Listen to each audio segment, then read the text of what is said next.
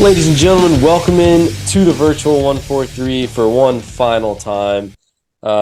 Joseph and Nick here with you. This is under review. Nick is coming back in the next week, and we will be here. Next Monday, the 21st, I will be back in College Station for good. So the next episode after this one will be our first first episode where we were back together again in the headquarters. So super excited for that. It's going to be so much better, so much more fluid. So I cannot wait for that to happen. We're all looking forward to recording during the day instead of late at night. You know, Nick and I have these busy schedules right now, and we're looking forward to getting back into that routine. And so today, nothing too crazy, just some NFL talk like we always have. Want to give a huge shout out to Max Scherzer, just saying, because he just notched his third win tonight as a Ranger, recording this on a Monday night. But let's kick it off with a stat of the week, brought to you by our sponsor, Andrews Logistics. 28 is the number that we're going to focus on. 28 years old, Zeke Elliott and Dalvin Cook, both of them 28 years old, just signed one-year deals with two teams out of the AFC East. Dalvin Cook signed with the New York Jets, and Zeke Elliott signed with the New England Patriots. So I would say that on a scale from 1 to 10 about how crazy this news is, I'm going to say it's a 0, because I don't think either one really adds that much to the team. But we've been talking, the topic this offseason has been running backs. We've been talking about running backs all season. These are two veteran running backs. I think last season showed just how washed Zeke was, running behind a great offensive line for the Cowboys. Didn't do much there. And Dalvin Cook, I mean, he's been injury prone, but, you know, running backs are getting signed. So now all the other running backs can see that and just take that as be happy about it. So, yeah, they're just having to settle because, you just kind of accept the fact that you're not as valuable as you think you are. Yeah. But I don't think either one adds that much to either team. No, absolutely not. This just shows you how on the same page me and Joseph are. He gave a shout out to Max Scherzer, who actually, I didn't even tell him, but is the player of the week that I wanted to shout out. He threw, no, it's fine. It's great is what it is. He threw 7 shutout innings for the Rangers tonight in their 12-0 win. Martin Perez came in, pitched the last 2 innings, gave up no runs, but Max Scherzer notched 11 strikeouts tonight. Absolutely incredible. I mean, he's been on another level recently. He's just looked so much more different in Texas. I think it's just the fact that, these games actually mean something now. Yep. But one thing I saw from him tonight that was pretty interesting was in the top of the first, I believe it was, the last out was a pitch clock, or it was a batter clock violation. So the count was 1-2, and the batter took too long to get back in the batter's box. So they called strike 3, and he was out. And Max Scherzer actually appeared pretty angry. He was like kind of looking like, what is going on? Because he was really hoping to get in there and get that strikeout. But I don't blame him, man. I mean, we got a free out anyway, so I'm not really going to complain about that, but I think that just shows the type of intensity that Max Scherzer brings to the game every single time he starts. So I'm just here for it. I love it. I think it just shows he's playoff ready. We're playoff ready. This season is taking forever to end, so we can start the playoffs. But we're pumped. It's nice to see that double-digit runs as well. We've been kind of struggling on offense recently a little bit. Our new guy Martinez coming out of nowhere, he's putting up some good hits, called up from AAA. The Rangers are doing pretty well right now.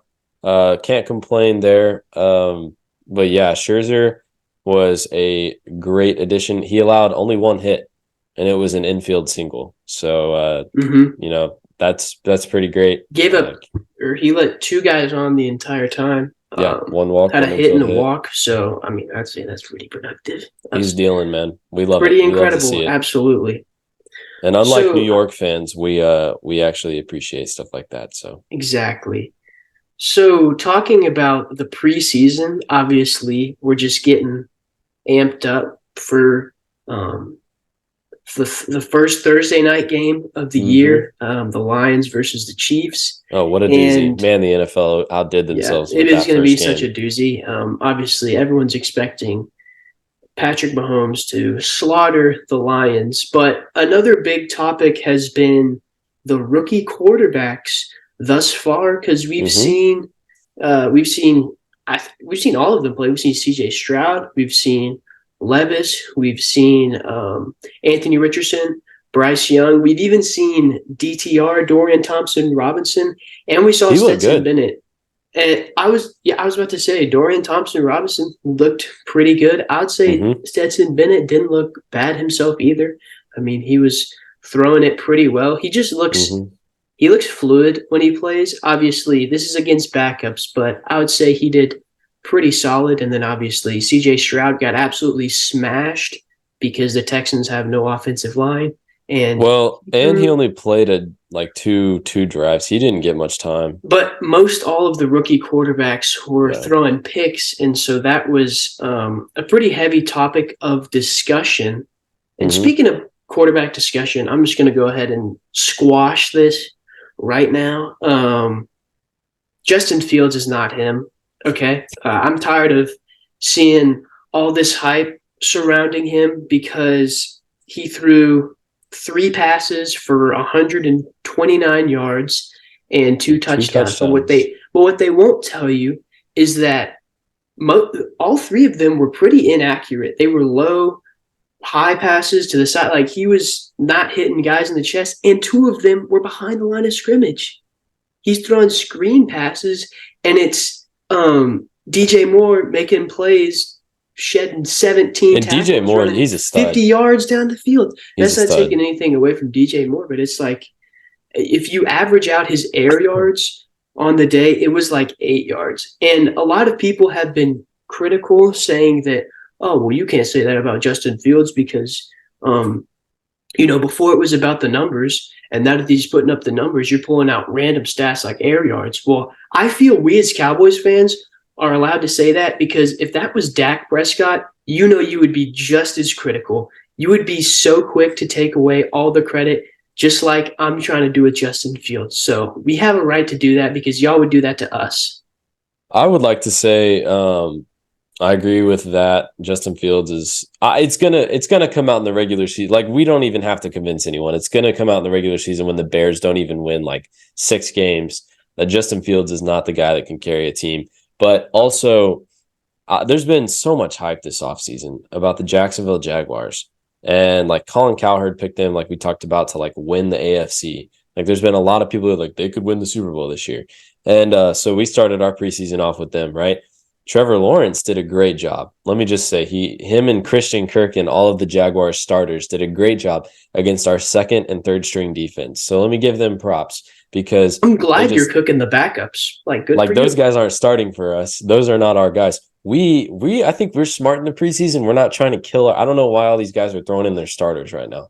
It's game one of like 3 preseason games. Maybe play your guys on the third game for like a drive or two, and that might happen with us.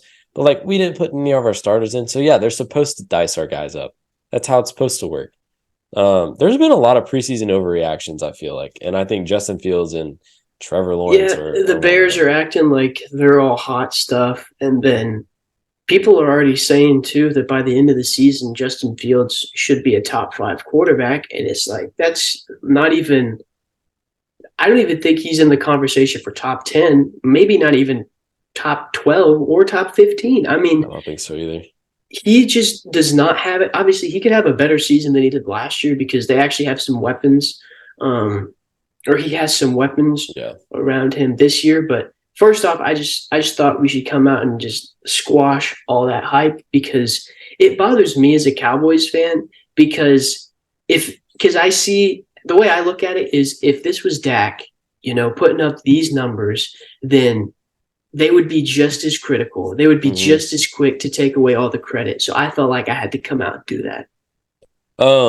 Somebody that also let me say with the Jaguars thing, we only played Cooper Rush for a drive. That's our backup quarterback. Like I think our third string Will Greer played for most of the game. So like there's just nothing there's nothing to brag about in preseason like that. Like you can't brag that your starters are like doing really well because they're playing mostly backups and This mostly is third stringers. for the backups and for the rookies. This is to, you Yeah. know, Get some see what reps. kind of talent you've got in your second stringers, in your rookies, and Mm-hmm. in other guys that are not expected to play, right? Because you're trying to figure out, hey, who's going to make the NFL roster and who's getting cut, essentially, right?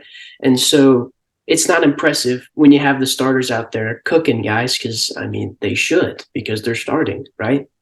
I think Will Levis looked pretty decent as well. Will Levis has got a lot of arm strength. He's got to find a way to kind of reel it in and be accurate with it, but he's got a lot of raw Mm-hmm. talent. I think Anthony Richardson's the same way, like we've talked I about. Like thought Anthony Richardson Dorian looks good. Thompson Robinson for the Browns, I thought Yeah, he looked pretty good. he He put looked really together good. some good drives, but obviously I don't know how he's not getting any PT because Yeah, they got Deshaun Watson and he's supposed to be the guy, but I thought he looked really good.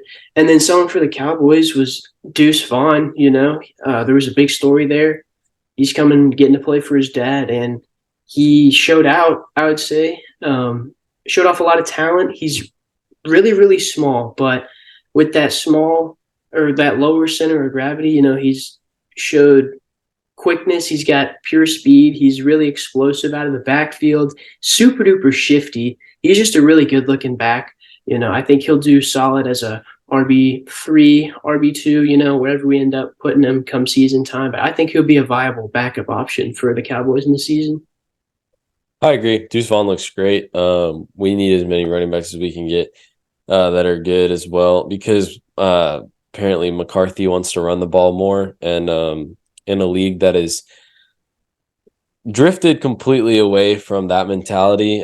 We've got one old school coach that thinks that they just need to ground and pound still. And unfortunately, I don't think that is exactly going to work in this day and age in the NFL. I So mean, we don't a have little worried. any ground pound running backs. I No, mean, we do not. Tony Pollard is one of the best receiving backs in the league. So I don't think a ground and pound is going to do the job. I mean, we tried that with Zeke and ended up killing him, basically. And now we have gotten rid of him and he's a Patriot. So I don't want us to break Tony Pollard. I think he's really, really good.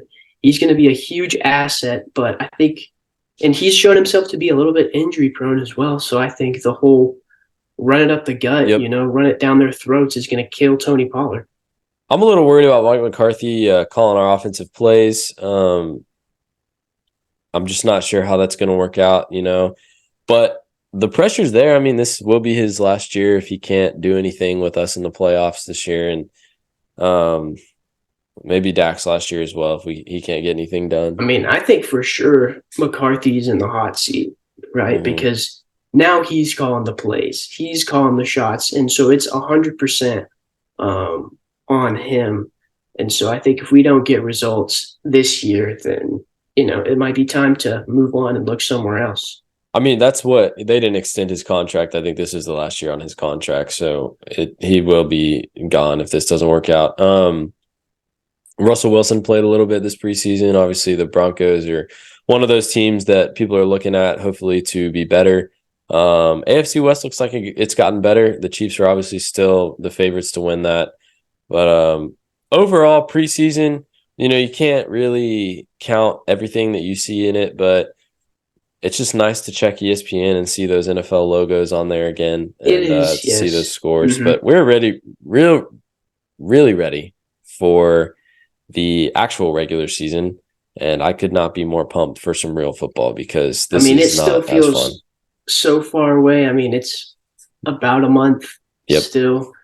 And so, looking at the preseason, you think you're getting so close, but then you look at the calendar and it's just so far away, it seems like, but just super excited. It is about time we see some football on ESPN. So, we're super excited for that. Agreed.